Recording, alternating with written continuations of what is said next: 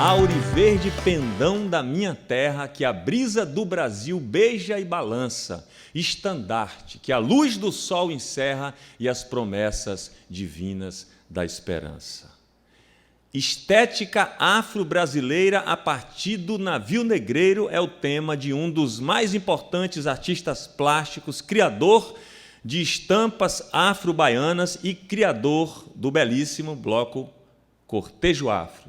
Recebemos agora aqui meu amigo Alberto Pita. Tudo bom, meu amigo? Tudo bom. Maravilha, o microfone é todo seu. O convite, né? Nós que agradecemos a sua participação aqui.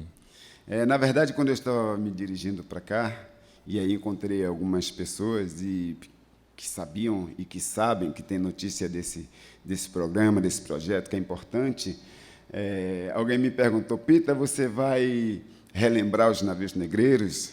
Você vai ovacionar os navios negreiros? Nós queremos esquecer os navios negreiros. É lógico que, do ponto de vista, ele tem toda a razão, todo mundo tem razão. Na verdade, o navio é algo para ser esquecido. Mas, por outro lado, eu vejo também como um símbolo de deslocamento estético, né? Porque tudo começa e tudo passa a ter sentido a partir dos navios negreiros, né? Porque de lá não vieram escravos, e sim homens escravizados, que é completamente diferente. Então, a partir dessa herança, dessa travessia, né, de vários países africanos, né, como o Benin, por exemplo, onde você dá uma volta na árvore do esquecimento, atravessa a porta do não-retorno, pega o barco, não olha para trás e vem para esse lugar, né? Mas só que viemos de lá com a memória, com os voduns, com os inquices, com os orixás, com a estética, com as cores, né, com os assentamentos, com o ferro, a sabedoria do ferro, né, dos povos bantos, dos povos de Angola, enfim. Então, essa herança, e que na Bahia ela chega dando sentido a esse lugar, no Brasil chega dando sentido a esse país, mudando as cores, mudando as formas, etc., é o que eu trago há 40 anos, quando faço as indumentárias, os tecidos, as estamparias para os blocos afro, né? A ideia de que a pobreza tem que passar longe da gente. Quem nos apresentou a pobreza foi o colonizador. Então, eu não posso pensar como colonizador, até porque eu não sou hospedeiro do colonizador. Daí que o meu trabalho ele é justamente focado nessa questão estética, né? A partir dessa herança, reconhecendo que isso só foi possível através desse símbolo de deslocamento que foi o navio negreiro, né? Esse símbolo transatlântico. E quando você tem a oportunidade de falar sobre essas coisas, você também pensa na questão da mistura, você pensa na questão da miscigenação, que é uma outra coisa que nos incomoda muito. E eu, particularmente, vejo a miscigenação não de forma romântica, como alguns artistas famosos da Bahia insistem em dizer, insistem em propagar dessa forma, desse ponto de vista. Por quê? Porque se a miscigenação fosse um projeto de Brasil, a gente até entenderia. Talvez tivéssemos um país mais justo, mais humano, mais igual. Mas a miscigenação ela se deu das mais diversas formas, sobretudo, inclusive, através da violência, através do estupro, através do assédio, através da coação, enfim. Então, eu, claro que fico um pé atrás com relação a essas questões.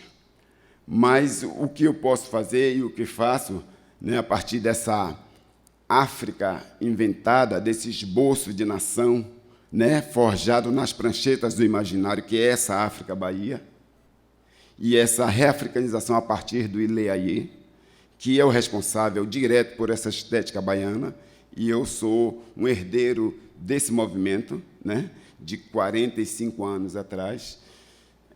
O que eu faço é justamente dar sentido e propagar das mais diversas formas tudo isso, toda essa nossa herança ancestral. Quando eu faço o cortejo afro, que parece ser algo novo, inovador, moderno. Quando as pessoas falam isso, também ali está intrínseco o discurso de dizer que os demais são velhos. E é uma armadilha em que o Cortejo Afro não cai, porque o Cortejo Afro é um pouco de cada uma dessas organizações. Talvez um pouco do que essas organizações foi deixando para trás, porque elas terminaram por cair na armadilha de um carnaval, hoje, que não foi feito para a gente. Né? De um carnaval que trata da questão do negócio e da festa. Do carnaval que é feito por gente que nem gosta do carnaval, mas sabe que é um projeto lucrativo, né? Que é um evento que traz milhões para os bolsos de muita gente. Então, fazer o Cortejo Afro, ressignificar os blocos afro, ressignificar a estética dos blocos de índio, essa é a missão nossa, né? Entendendo que, através da estética, a gente pode mudar a vida das pessoas nas comunidades. Porque foi vendo isso que a minha vida mudou também. Foi quando eu decidi ser artista plástico, justamente por estar na ambiência de um terreiro de candomblé, no cotidiano de um terreiro de candomblé. Coincidentemente, e não foi proposital, o cortejo teve 3 temas falando sobre essa questão dos navios. Nave-navio, uma odisseia africana, falando sobre essa questão do deslocamento, né, da travessia dos navios negreiros. Um trem para as estrelas, que é a partir da música de Gilberto Gil e Cazuza, que tem um trecho que diz: um trem para as estrelas, depois dos navios negreiros, outras correntezas. Então, depois dos navios negreiros, outras possibilidades. Depois dos navios negreiros, outra forma de vida, outra forma de construção. Então, a partir de frases, né, de poesia, a gente constrói toda uma estética, o que é muito mais difícil. Mas, no caso do cortejo, é dessa forma. Agora, com os 20 anos do Cortejo Afro, o tema Milagres do Povo, e que não é uma homenagem direta a Caetano Veloso, é justamente a poesia que Caetano traz nessa canção Milagres do Povo, né? Com trechos como: é no xarel que brilha a prata a luz do céu, e o povo negro entendeu que o grande vencedor se ergue além da dor. Sobrevivente no navio que descobriu o Brasil, foi o negro que viu a crueldade bem de frente e ainda produziu milagres de fé no extremo ocidente. Ora, isso é o Brasil inteiro, né, numa composição. Então, a partir disso, você cria toda uma estética que leva para a avenida para cotejar, para confrontar, para fazer com que as pessoas percebam tudo isso. E quando a gente do povo, sobretudo para quem eu particularmente trabalho e gosto de trabalhar, quando ela tem acesso a essas intervenções artísticas, essas instalações, e que ela observa e não entende, isso é o melhor resultado, porque você pensou sobre o processo. Você não precisa entender uma instalação artística. Você não precisa entender uma intervenção estética. Você só precisa pensar sobre o processo. E é lógico que isso mexe, sobretudo com uma juventude negra, que estão aí nas comunidades, que estão nas periferias, que estão nos bairros populares e que não têm acesso aos museus, às galerias de arte. Enfim, eu faço justamente para o deleite e fruição dessa gente, sobretudo esses pretos jovens que vêm fazendo coisas interessantes nos bairros populares, né? E que, em algum momento, vai chegar aos grandes centros, vai chegar ao interesse das pessoas em geral, enfim. Fazer essas coisas é difícil. Fazer bloco afro é difícil. Fazer um afoxé é difícil. Aí você pensa, o Ileaê levar o seu projeto para uma empresa ou uma cervejaria e lá ser recebido por um jovem de 23, 24 anos que tem uma conta de 30 milhões para distribuir e fazer o marketing da sua empresa no carnaval. Como é, de fato? É lógico que ele não vai entender aquilo. É lógico que ele vai imaginar que o público do Ileaê não está condizente com a sua cervejaria, por exemplo. E a gente lida com isso o tempo inteiro, né? De pessoas despreparadas para entender os tecidos do Ileaê. né, o que J. Cunha conta nos panos a cada ano. Porque eu escrevo nos panos justamente para quem não sabe ler. Porque é importante você aprender a ler para ensinar meus camaradas, como diz o Roberto Mendes e me parece o Jorge Portugal. Quando eu faço um tecido para um bloco afro, eu escrevo o máximo possível nesse pano, porque eu sei que muita gente que sai nos blocos afro não sabem ler. E é importante, você não tem como mensurar, mas isso traz um outro tipo de resultado, porque está todo mundo lendo naquele pano que ele está vestido, menos ele. Daí que você imagina que ele vai querer aprender a ler justamente para entender o porquê desse interesse manifesto por aquilo, por aquela peça. Ou seja, é fazer do pano do bloco afro páginas de livro. E isso ele faz há 45 anos. Isso eu faço com o Cortejo Afro, faço com uma série de blocos afro, que eu tenho a oportunidade de escrever nesses panos, de assinar esses panos e de colocar justamente isso, disponibilizar isso para as pessoas. Essa é a função do Bloco Afro. Né? Nós estamos, todo mundo sabe da dificuldade que os blocos estão tendo agora para ir para o Carnaval, e isso é histórico, porque o tratamento é desigual, mas, ainda assim, nós insistimos em cuidar dos filhos dos outros, né? Daqueles jovens que as pessoas imaginam que, para o pobre, qualquer coisa serve, e o que é um equívoco. Mas nós estamos aí na resistência fazendo esse trabalho. Como essa estratégia do cortejo na comunidade, que ele leva de dentro do terreiro para a rua, a força que leva a isso e a invisibilidade que os grandes meios colocam em relação a essa manifestação, essa expressão toda? Isso. Bom, primeiro que todo mundo vem de um lugar, né? Se você não reconhece o lugar de onde você vem, você também não serve para o lugar onde você está indo, porque lá você não será reconhecido. Então, o cortejo vem da comunidade de Pirajá. Ele é desse bairro, ele é desse lugar, de um terreiro de candomblé, de Mãe Santinha de Oiá, da minha mãe, enfim, onde nós fundamos, é onde a gente pensa tudo isso, junto com a comunidade, porque tudo é feito na comunidade, né? As estamparias, né? Todo um processo de serigrafia, alegorias, adereços, a costura. Então, toda a comunidade se mobiliza para costurar as fantasias, as indumentárias do cortejo afro. Então, a partir disso, quando ele chega na avenida, ele pertence a todos. Até porque o cortejo, diferentemente dos outros blocos, não lança um tema, entrega uma apostila para que as pessoas possam estudar aquilo, pensar a música e fazer. Não, é mais uma consígnia lançada, né? Então, um trem para as estrelas, depois de navios negreiros, outras correntezas. Só isso para o compositor. Milagres do povo, a partir da música Caetano Veloso. Basta. Casa, carne, habitação, né? Comida e tradição, para falar sobre a questão da comida, né? A mesa enquanto estética, a mesa como um espaço que define posição, status, porque uma mesa define tudo isso, né? Então, são consígnias lançadas e as pessoas começam a pensar e trazer essa contribuição.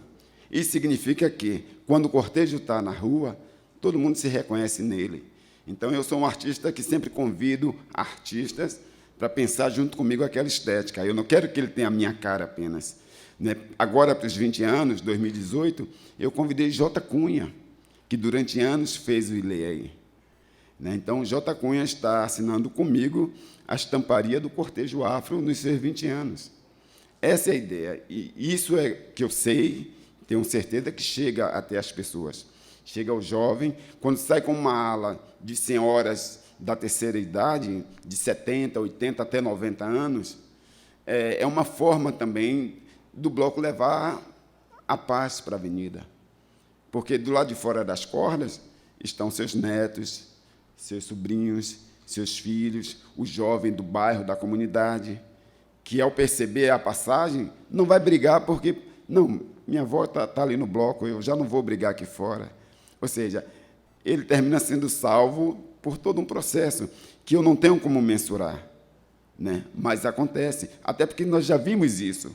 Tipo, o neto de alguém que estava dentro do bloco, que estava envolvido numa briga, e ele parou, se assustou, ela saiu da ala e foi falar com ele. Assim, mudou tudo, entendeu? Porque nós pegamos logo uma roupa e ele vestiu e já estava no bloco. Ou seja, não dá para mensurar essas coisas, mas você salva muita gente, viu? Essa é a nossa função, entende? Quando ele passa, não é apenas um bloco que passou e um monte de gente olhando, tem muita gente observando, interesse manifesto, internacional, e gente daqui da Bahia, do Brasil, por essas coisas, né? Um olhar mais socioantropológico para essas coisas do Bloco Afro. Não é apenas um desfile de um muzenza bonito, de um balé dançante, ou de um bancoma maravilhoso, que eu gosto muito. Não, tem muito mais. Tem um outro tipo de envolvimento que nos salva. E é sobre isso que a gente está falando. Então, você fica indignado quando você chega num shopping e eles nem te recebem. Como se nós não consumíssemos, né, nesses lugares, como se não tivéssemos televisão, geladeira, ar-condicionado. Compra isso onde? Na barraca da esquina? Não. Então, é uma incongruência, né? É difícil entender essas coisas. Mas a gente continua fazendo, né? Ou seja, pensando no melhor para os filhos das classes populares. É a poesia que passa na rua, né? É a poesia que passa e transforma, né? Você vê o resgate da estética afro-brasileira como também o resgate da autoestima do povo negro? Sim, exatamente. Eu penso que é através dessa estética que nós temos a possibilidade de melhorar a vida da gente, do povo. Né? Porque não basta você educar as pessoas para saírem 5 horas da manhã de casa, pegar um ônibus e agora um metrô e chegar na parte nobre da cidade para servir. Né? Mas quando ela sai do bairro, já brigou com o vizinho, já chutou o gato, já deu pedrada no cachorro, e quando chega no shopping, bom dia, senhor, bom dia, senhora, quer que sirva, senhor, quer que sirva, senhora, quer que carregue. Ou seja, é como se fossem 2 pessoas numa só. E quando você trabalha com a questão estética, a estética justamente provoca isso. Né? Ela faz com que você se volte para o seu lugar, de onde você vem, de uma forma completamente diferente. A estética nos torna pessoas melhores. Né? No ano 2007, houve aqui na Bahia, em Salvador, uma grande exposição de um projeto chamado Salvador Negro Amor, do fotógrafo Sérgio Guerra. Ele me convidou, quase que acidentalmente, para fazer a curadoria, porque quando eu tive conhecimento do projeto, e ele foi lá no nosso terreiro, em Pirajá, justamente para falar sobre, na fala dele, eu percebi que ele não sabia de que forma expor as fotos pela cidade. A ideia dele foi justamente fotografar a gente do povo, né? Não artistas, não pessoas famosas, enfim, fotografar a gente do povo, desta cidade, desse lugar, e espalhar essas fotos por toda a cidade. Então, o povo de Santo, né? Todo mundo de terreiros de candomblé, de bloco afro, dos bairros populares, da Liberdade, enfim, espalhar por toda a cidade. Mas ele, na cabeça, o Sérgio Guerra, não tinha um critério dessa exposição, como seria. Então, quando eu observei, eu fiz a pergunta, como é que você vai expor essas fotos? Porque estou vendo várias ialorixás aqui, né? O povo de Santo aqui, enfim, como é que isso vai acontecer? Ele me olhou e fez, pô, bicho, eu não sei. E, ao mesmo tempo, disse, então você vai ser o curador disso. O que é que você pensa? Eu digo, vou lhe dizer simplesmente o que penso, rapidamente. A empregada doméstica, que vem do bairro Popular, ela sai 5 horas da manhã, pega 2 ônibus para chegar até a Pituba, o Caminho das Árvores, para servir. Quando ela sai 5 horas da manhã, é óbvio que seu filho está dormindo. Quando ela chega 10, 11 horas da noite, seu filho está dormindo. E ela solta onde? Numa estação de transbordo. Nesse lugar, nós vamos colocar só fotos de crianças. Ialorixá. Se você pega uma foto linda de uma Ialorixá e coloca num lugar e embaixo tem um lixão, não vai dar certo. Então, vamos pensar espaços. O dique do Tororó é um espaço importante que pode estar ali o povo de Santo. O aeroporto e todo aquele bambuzal também é um outro espaço onde pode estar o povo de Santo, né? Porque aquilo ali é um lugar consagrado a Oiabalé, né? Que é a senhora do bambuzal. Então, tem muita coisa nessa cidade que as pessoas somente acham bonito, mas tem lá um significado que nem todo mundo sabe, nem tem a obrigação de saber, mas tem que, no mínimo, prestar atenção, porque essa cidade ela é assim. Aqui tem muita coisa que você olha e acha que e tem um outro tipo de valor, tem um outro tipo de significado, então você começa a observar melhor e a compreender melhor esse lugar que é especial no Brasil. Daí que a estética, ela é a forma que nós temos de melhorar a vida da gente, do povo. Por que assim, se demora tanto a dar espaço à juventude, que são filhos, são netos, são sobrinhos dos atuais e dos ex-presidentes e diretores? Bom, na verdade, uma das coisas que está acontecendo hoje, que os jurássicos dos blocos afro se queixam, é de que essa juventude já não reconhece o trabalho feito por essas entidades, né? Essa juventude entende que não deve nada ao Ileaí, que não deve nada ao Olodum.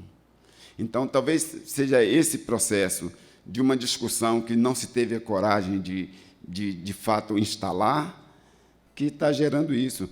É lógico que vovô deve estar com quase 70 anos, não sei. Então, em algum momento, alguém vai ter que estar naquele lugar substituindo.